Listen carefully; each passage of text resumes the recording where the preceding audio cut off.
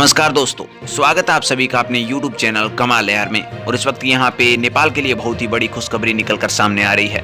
जी हाँ दोस्तों, नेपाल को अब भारत का सहारा नहीं लेना पड़ेगा, क्योंकि नेपाल में अभी जो बेतड़ी इलाका है, जो बेतड़ी है, वहाँ पे लोहे की खान है वो शुरू हो गई है।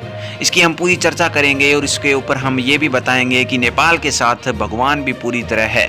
तो इस पूरी चर्चा में हम यहाँ पे पूरा विस्तार करेंगे कि लोहा ऐशक कितना काम का है और कहाँ से निकला है और इसके क्या क्या फ़ायदे हो सकते हैं नेपाल को। तो वीडियो के अंत तक बने रहिए और अगर आप चैनल पे नए हों तो चैनल को सब्सक्राइब करके बेल आइकन दबा लीजिए ताकि आपको अगला अपडेट भी सबसे पहले मिल सके। तो चलिए वीडियो को शुरू करते हैं। वैसे दोस्तों, हम जानते हैं कि जो मेहनत करता है, जो डेवलपमेंट की तरफ बढ़ता है या जो काम करता है, उसके साथ हमेशा भगवान होता है। लेकिन इसका एग्जाम्पल यहाँ पे नेपाल के लिए दें तो कोई गलत नहीं होगा, क्योंकि नेपाल ने जिस प्रकार से यहाँ पे काम शुरू किए हैं, उसका जो शुभारंभ हो रहा है उससे ऐसा ही प्रतीत हो रहा है कि जैसे मानो भगवान खुद साथ दे रहा हो नेपाल का। उसमें से जैसे ही रिसर्च शुरू की थी नेपाल ने तेल के लिए, तो वो भी यहाँ पे प्रोजेक्ट कहीं कुछ हद तक सही निकला और पेट्रोलियम पदार्थ नेपाल में निकले थे, जिससे हम कह सकते हैं कि भगवान साथ है। अभी यहाँ पे बेतड़ी में लोहे की खान की निकासी भी शुरू हो गई है। सबसे बड़ी बात यह है कि बेतड़ी में जो लोहे की खान की निकासी शुरू हुई है वो बहुत जल्द हुई है।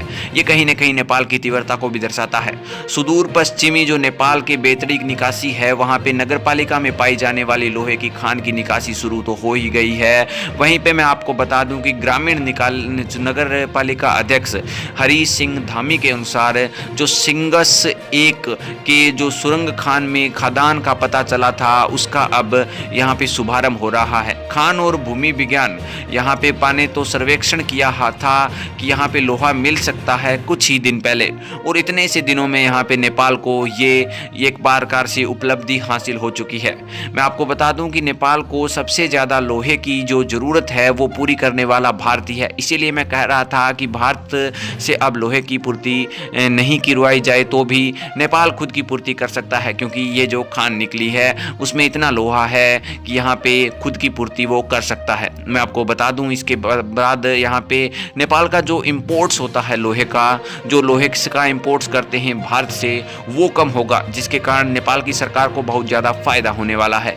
क्योंकि अगर इम्पोर्ट्स कम होगा तो लागत कम होगी, और घर में ही अगर ये इस प्रकार की धातु निकलती है, लोहा एक ऐसी धातु है जिसका यूजेज हम किसी भी स्थान पर किसी भी सेक्टर में जाके देखें तो लोहे का यूज़ मिल ही जाता है। यानी कि लोहे की सबसे ज़्यादा ज़रूरत रहती है हमारी ह्यूमन लाइफ में। और अगर लोहे का निकलना यहाँ पे नेपाल में संभव हुआ है तो कहीं न कहीं नेपाल की तरक्की के लिए एक नया कदम भी है। तो नेपाल के लिए बहुत बड़ी खुशखबरी है ये। और इसके अलावा मैं बता दूं कि ये जो लोहे की खदान है उसकी व्यवस्था है वो शुभम मिनरल्स प्राइवेट कंपनी चीनी विशेषज्ञ के साथ तालमेल बैठाकर काम कर रही है। कंपनी का कहना है कि परीक्षण चरण के दौरान कुछ 80% चट्टानें लोहे की उपस्थिति का सुझाव देती हैं, और यहाँ पे जो चीन मदद करने आ रहा है प्रत्येक काम में, तो कहीं ना कहीं नेपाल को ये भी फायदा है कि चीन पिछले दिनों से नेपाल की बहुत ज़्यादा मदद कर रहा है।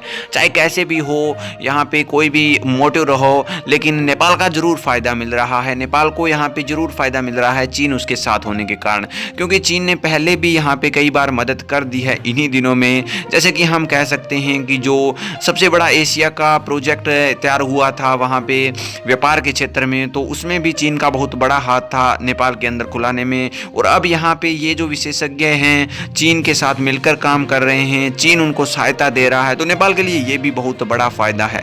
तो लोहे की खदान कहाँ तक यहाँ पे बढ़िया रहेगी, आप अपने विचार जरूर कमेंट सेक्शन में कमेंट करके बता सकते हैं। तो चलिए आज के लिए इतना ही। आगे कोई नया अपडेट मिलता है तो फिर आपके सामने हाजिर होंगे। तो वीडियो को लाइक कीजिए, शेयर कीजिए, और अगर आप चैनल पर नए हों तो चैनल को सब्सक्राइब करके बेल आइकन दबा लीजिए ताकि आपको अगला अपडेट भी सबसे पहले मिल सके।